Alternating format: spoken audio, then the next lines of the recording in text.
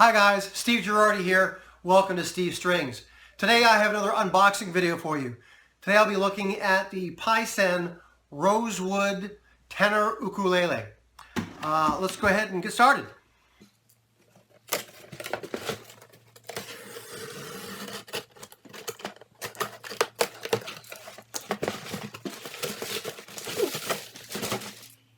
Here we go. So here it is, the Paisen.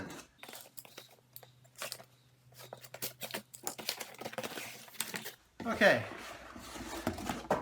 put that box away.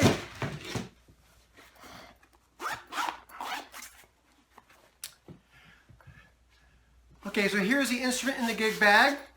And I should say that this gig bag is sort of a typical, sort of a canvas type gig bag. It has just a simple webbing handle and a simple webbing strap. Just one. I'm partial to two, but one certainly is very functional. It has one pocket on it here.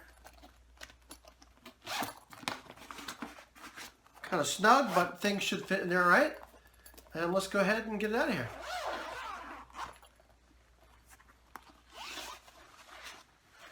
Oh, this comes with a number of accessories I see. So let's go ahead and take a peek at those first. To start off with, it comes with this Paisen branded shoulder strap. It comes with a digital tuner, clip-on. It comes with a capo, an ukulele size capo. It comes with an extra set of Aquila strings. I'm not sure if you can see the label there, but these do have an Aquila label in them. It also comes with this little book. It looks like it's a tutorial book with different chord shapes and so some basic lessons to get you started. That's kind of handy. It also comes with 4 picks. So let's go ahead and look at the instrument. To start off with, it comes in this sort of standard packing material. And the headstock you can see here. It's not the typical 3-pointed crown. It has a slightly different shape to it. Again, the tag here does indicate these are Aquila strings. And again, you can see here, again, this is a rosewood instrument. And you can see it does have a rosewood veneer on the headstock. And that the Paisen logo is an inlaid logo. And I should say it is very tidy. Very tidy. Looks like it has a rosewood fretboard.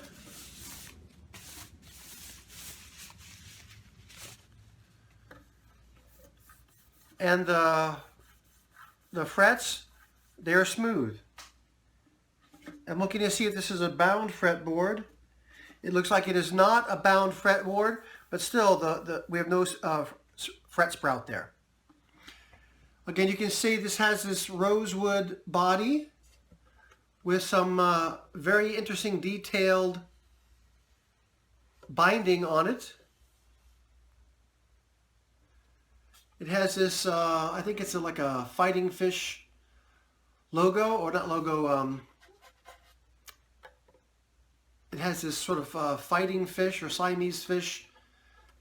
It's not an inlay, it's actually sitting proud to the surface. But that's quite nicely done. You can see the bridge here is not a typical tie bar bridge. This type of bridge, you tie a knot in the string and then slip the knot into that little slot there, and that holds it in place. Again, not the typical sort of boring rectangular shaped bridge, which is interesting. Also, you can see it has an interesting little shape there to the end of the fretboard. Again, this is rosewood, top, sides, and back. And that has a nice grain to it. I hope you can see that. That's quite pretty, a nice little stripe to it there. So, of course, it's not tuned up.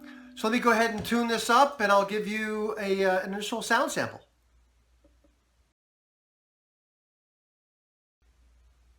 Alrighty, I brought this up to pitch, and I should say it did not take long. This was very, very close to being at pitch in the box, actually. After I did that, I kind of looked it over a little more closely, and I can let you know some of the other things that I kind of observed about this. I checked the string action on this using my little gauge here, and at the 12th fret, it is dead on 3 millimeters at the 12th fret. Also, I should say that I went ahead up and down the fretboard on all the strings, looking to see if there was any buzz anywhere, and there's no buzz anywhere. And I should say that this fretboard has definitely been leveled. When I look at it, I can see that every fret has a flattened off top. So it has been leveled, but it was not recrowned with a recrowning tool. That's only an issue because some of these frets were filed down fairly low. On some of these, there's not a lot of fret there. So if you go wearing strings out in the near future, you might need, not strings. So if you go wearing down the fret some more, you may be looking at a refret job. But right now, there's no buzz anywhere, and the string action is where you want it to be. I've also looked over this whole instrument looking for some finish flaws. And I should say I could not find any finish flaws anywhere. I should say that this instrument does have a scarf joint here at the heel, which is typical, but the wood is very well matched, and so it is very difficult to see that there is a scarf joint there. There's also a scarf joint that is visible here at the headstock, but plainly it's not visible here on the side that has the veneer on it. Again, this instrument does have position markers on the face of the fretboard, but sadly it does not have position markers on the player's side of the fretboard. But otherwise, I should say that at first glance of this is a really pretty instrument with, again, this nice satin finish that basically is without flaw right now. I should say that I did another instrument review of a similar designed ukulele, and you can check that out up here. So let me go ahead and give you a quick sound sample. After I played this for a while, I'll come back and I'll give you a full review. But today is just sort of first looks and first glimpse.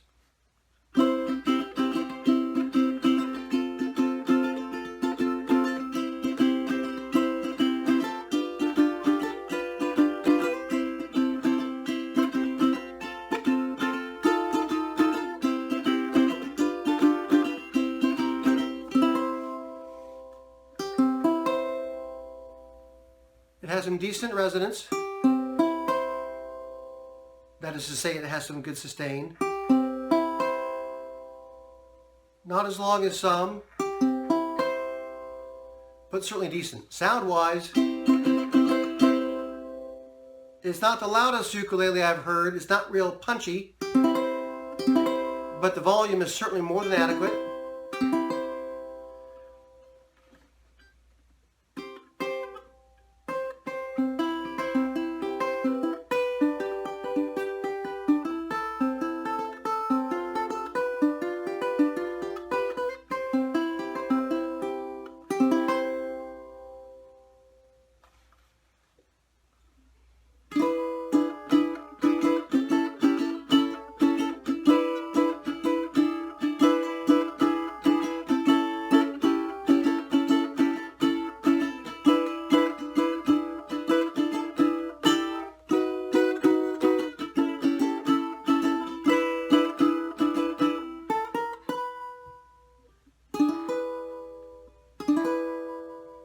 It has a decent tone. If I were to describe this, I would say it does not have a lot of the high end. I think because this rosewood is a fairly dense wood, it really brings out the lows and the mids better. Yeah, I would say that, based upon first impressions. But there you have it. This here is the Paisen all rosewood, laminate rosewood, top, back, and side, tenor scale ukulele. At first glance, it's a really pretty instrument, good fit and finish, with really no real major issues to speak of right now. It has a decent sound. I'll go ahead and play this for a couple weeks or so, and I'll come back and give you a full detailed review. So until then, thanks for watching.